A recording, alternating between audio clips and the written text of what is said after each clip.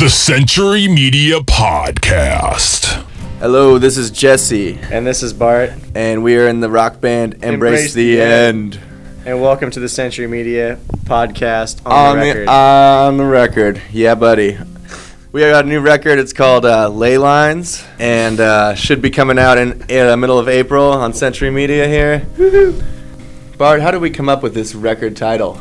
I don't know.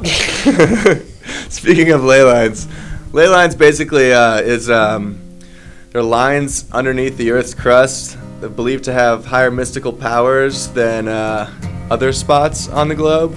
They have special energy that connects them, like certain monuments that are supposed to have energy, like the pyramids and of Giza, and then also the Mayan pyramids. You have just different areas of the world that are supposed to have mystical powers aligned with the stars. Stonehenge. True, yeah, like the Eastern Seaboard are on the same ley line as, say, like Stonehenge and the Easter Islands and stuff like that. So we thought it would be a good thing to play off of, and a lot of the content, lyrical content on the record kind of plays off that type of stuff. We have a song about Ed Laneskelin, who built the Coral Castle in Florida, which is pretty interesting stuff. Check it out.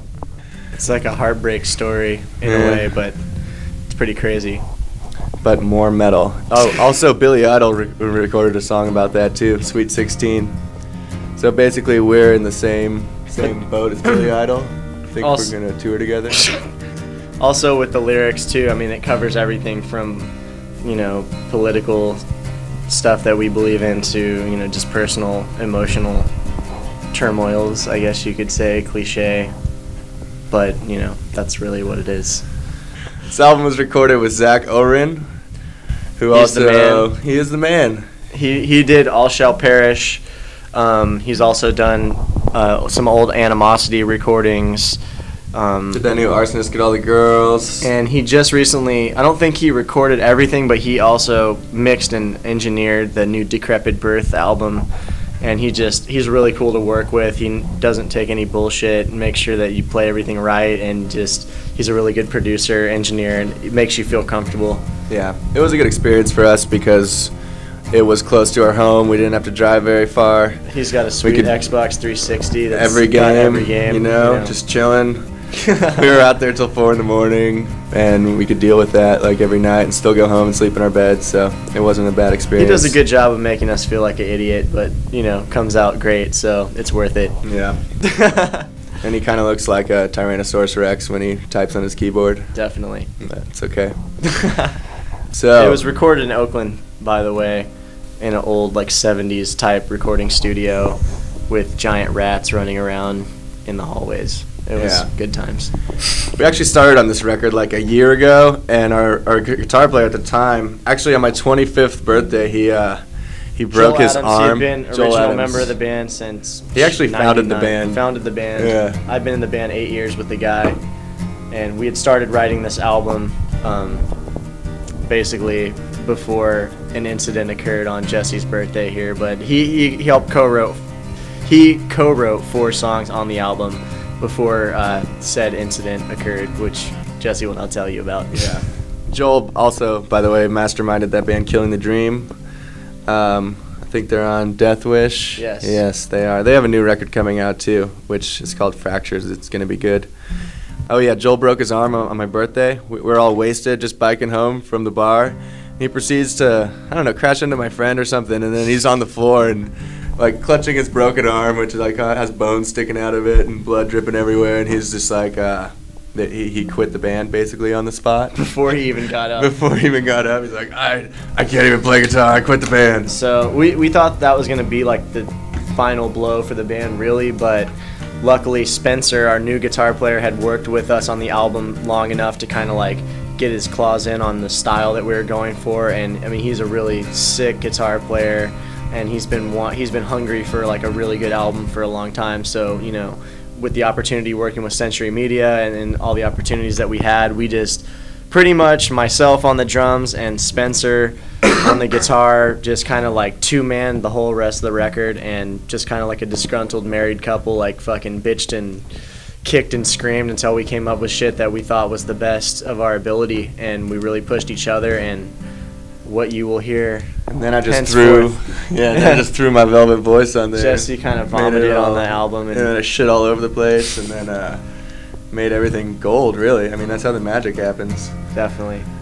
I think with this record too, like compared to our last record, it's a little bit more cohesive and a little bit more palatable. We kind of stick on an idea a little bit longer than just jumping around and trying to, touch on every single, like play 400 riffs in 30 seconds, I think we also, like, on the last album, it was kind of like we patchworked the songs together with a bunch of different riffs, and like things flowed really well. On this album, we like made sure that the riffs were really sick and something that we could stick behind, and then just went from there and made the songs flow but didn't force a single thing. Stepped up our game a lot. We drill sergeant each other and made sure that everybody's playing was People spot were on. crying on a regular basis, just broken down. Just fucking, just destroying people's self-respect and made sure and we're a better person because of it. Yeah, exactly. Also we recorded this one all to metronome, obviously, in the studio. Makes everything sound a lot more clean. And the last record we just completely did it off Human Feel, which is good for some things, but on this album we just wanted to make sure that we had the perfect tempo for each section of song, and we have a lot of tempo changes and crazy parts going on, and we just wanted to make sure that shit was spot on, and I think it came out very good. Let's see. Also, we have Paul Romano doing our artwork, so He's that turned out really well.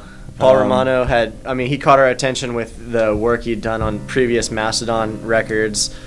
He'd also done Through the Eyes of the Dead albums, and did the last Animosity. He did the last Ion Dissonance. Everything he's done, basically, we thought was amazing, so we figured why the hell not go with him and trust what he had to do. And he played off the lyrics like completely awesome. Like everything he did had a meaning behind it.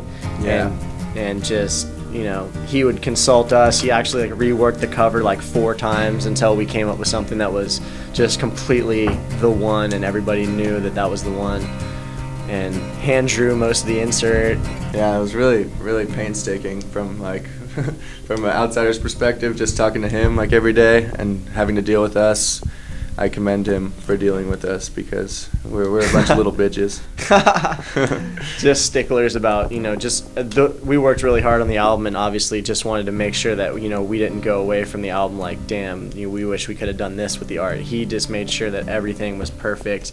I mean, he took the lyrics off with their heads and out with their secrets and created one of the best pieces inside the art, which is just a head with a tree of life coming out. He's got an apple, and just basically what he conceived as the fabric of life flowing into the earth onto the ley lines, and just everything that he did was really corresponding with the lyrics. Shit'll blow your mind. It will blow your mind. Brand new Embrace the End. Let's hear a track from the record Ley Lines. Take it away. Hello, this is Jesse. And this is Bart. And we are in the rock band Embrace the End. And you're listening to the Century Media Podcast. Separate different parts. Flesh of my flesh. Without a second thought. Just